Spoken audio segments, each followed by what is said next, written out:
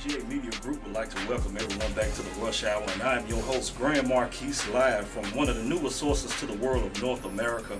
And our guest tonight is a very intellectual individual and inspired novelist, and we would like to welcome to our show tonight Mr. Sergio Rodriguez. Oh, you're talking about me? Oh, okay, thank you. Thank you. How you doing tonight, man? All right, so far. All right, and also we have a return guest, Mr. Jordan C. Lee.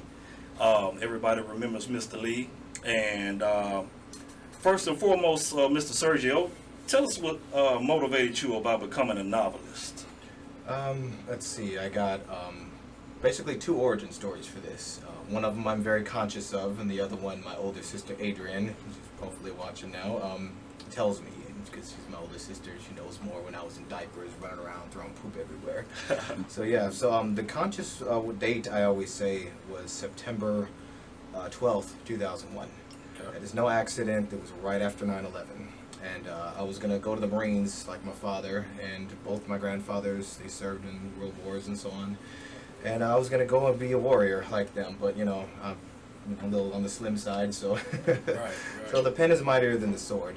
At that time, you know, the Trade Center crashed and everything, and there was conspiracies everywhere.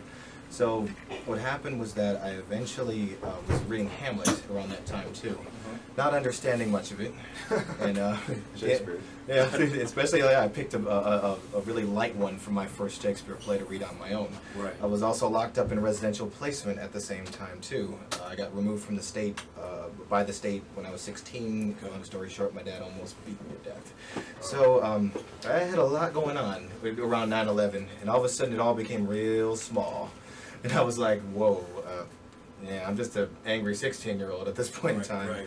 So Hamlet at the same time too was in that story, running around doing a play within a play and so on, and trying to catch the conscience of his uncle Claudius. And I'm like, everybody knows Claudius did it. Why the hell do you need a play to do this? Oh wait, you're saying that literature has power? Right. Stories have power? Holy crap. You know, I don't think my dad even understands that unless it's the Bible, you know? They do, man, they do. Yeah, so then that's when I decided, I was like, well, I'm not going to go off to Iraq somewhere and die yet. I hadn't signed on the dotted line yet, so I was like, I can do this writing thing, I think. And I started writing some poems then that won the the Indiana Young Poet Contest 2 years in a row.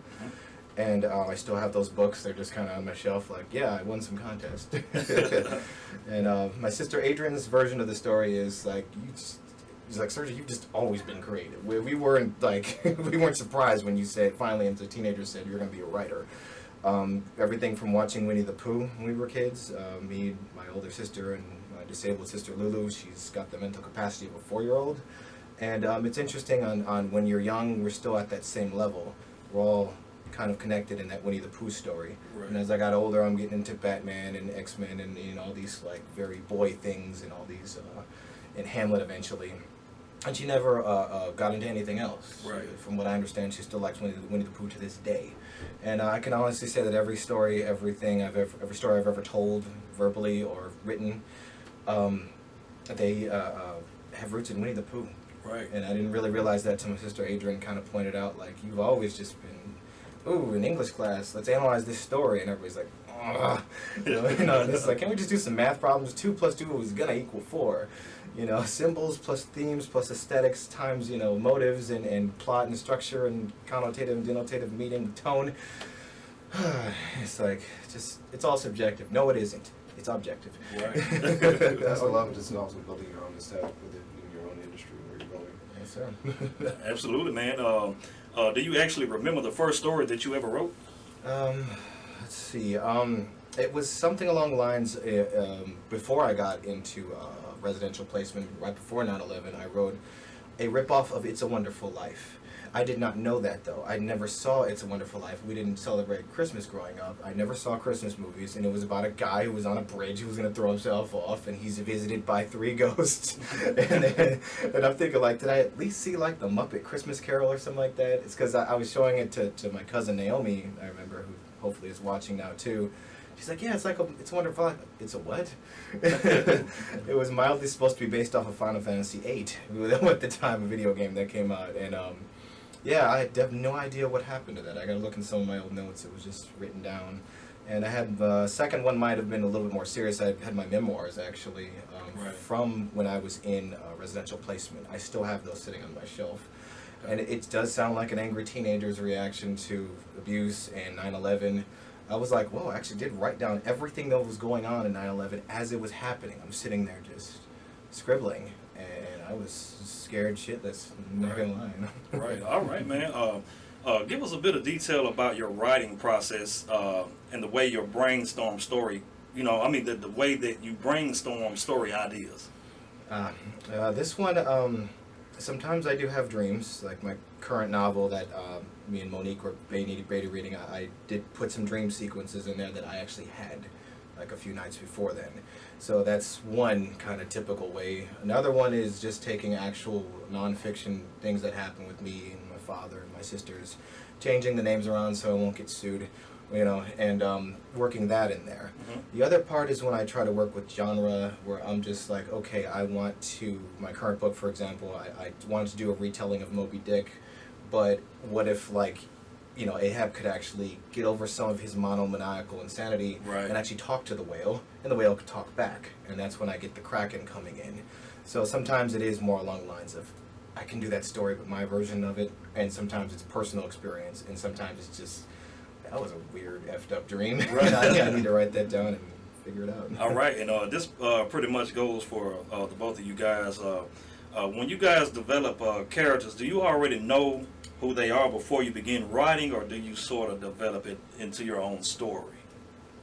All right, I'll say you're asking both of us. Or Yeah. I'll say Jordan. I mean, I've been talking a lot, so go ahead. You know, the thing about the characters, it really comes from the author itself. But it's like they're like little versions of us, aren't they? You know, they come from our psyche. We write down everything they say, but also they're parts of us. They come in how they're established, and they're created. They're really constructed out of memories and life events. Like, how do you feel about that? Where do your characters come from? Your life events. Mine come from when I was in college, learning about civil rights movements. Mhm. And basically, I wanted to make black activist characters. Basically, characters that were based around heroism towards activism and civil rights movements. I gotcha. Man, I wish I had some more civil rights move people, Chavez or somebody to pull from, but I don't pull a whole lot from historical figures. Well, my best friend, for example, like Lewis, I made him a character just because he's so just Southside Chicago that I'm like, he's Mr. T. Then I kind of based him off to Mr. T also, because this is somebody I knew personally, and then Mr. T, the historical, I don't know if he's a historical figure, to be he is, but part of that is you know, I think I once read one time that Shakespeare did briefly talk about, like, every character is essentially you, but it's just to certain degrees, you know. And for the most part too, I don't do a whole lot of character bios like, you know, like Harry Potter, J.K. Rowling was, you know, had every detail about the character, these enormous bios. I don't like to do that a whole lot because it gets a little tedious, and I'm just like, it's more about what they're doing, what they're thinking, and their struggle to move forward in a seemingly impossible situation. Right. And folks, this IMGA Media Group Network is brought to you by Positive House Productions and Millennium Outreach and Media. Now, it has been stated that you write open mic manuscripts, transgressive fiction, speculative fiction, and have also produced a few novels at hand entitled Roach Kind, Its Prequel, Our Kind, and Turtle Machines. Now, elaborate with us on writing an open mic manuscript, transgressive and speculative. Well, the open mics, I just did one like last weekend actually at Poetry at the Brew, which is over there at Portland Brew, over there in East Nashville with all the cool hip vegan people. And those are more for, there's a bit of a stereotype saying people just write to make them feel better, themselves feel better, catharsis. And I don't want to be labeled as that kind of a writer, like, man, you really why can't you just hug a puppy and eat some ice cream and go to therapy and go to church? Well, you know what, there's a certain kind of writing for that, and that is my open mic stuff. Those are a lot more personal, those are a lot more poetry-like, those are things that are a lot darker, and most of that is very nonfiction. Okay. And the transgressive and speculative fiction, one of my biggest influence is Chuck Palahniuk, and not necessarily just Fight Club. He's written some better stuff than that to me. And to me, he's always has these incredible main characters that are amoral at best. They are not good people, you know. I'm currently even reading like Richard Wright's Native Son, and whew, that main character does some brutal things in there, and I always liked characters, and even some people in my personal life who have more edge to them, and they are very morally compromised in some kind of a way. I don't become best friends with some of the transgressive folks I know, but you know, and the speculative fiction part comes from my science fiction and fantasy background, where it's a bit of a nebulous genre term, speculative, because they used to kind of describe it as like something like alternative history. Right. You know, Watchmen, V for Vendetta, things like that, alternative history. But it's more along the lines, if it doesn't easily fall into science fiction or fantasy, it gets that speculative kind of mark to it. Oh, And that's okay. what I like to tote the genre lines with those two. So, horrible people doing terrible things in a sci-fi fantasy setting. Nice.